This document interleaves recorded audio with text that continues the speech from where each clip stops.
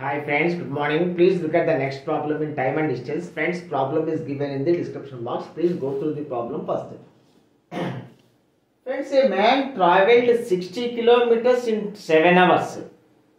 That is, his average speed is 60 by 7 kmph. Friends, a man traveled 60 kilometers in 7 hours, partly on foot at 6 kmph and partly on cycle at 12 kmph.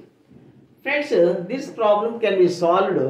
Friends, here our question is how many kilometers he travelled on foot. Friends, this problem can be solved by applying rule of alligation. Friends, say he travelled x hours on foot and y hours on cycle. By applying rule of alligation, we get the ratio of hours. That is x by y. X by y is equal to this minus this by this minus this. Friends, 12 minus 60 by 7 by 60 by 7 minus 6.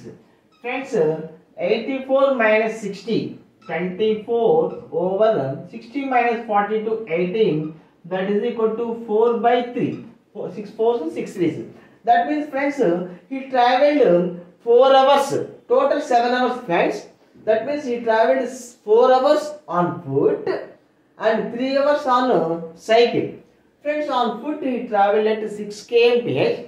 He travelled on foot by 4 hours, for 4 hours. So, the distance he travelled on foot is 4 into 6. 4 into 4 hours at 6 kmph speed. That is equal to 24 kilometers he travelled on foot, friends. Thank you. Have a nice day.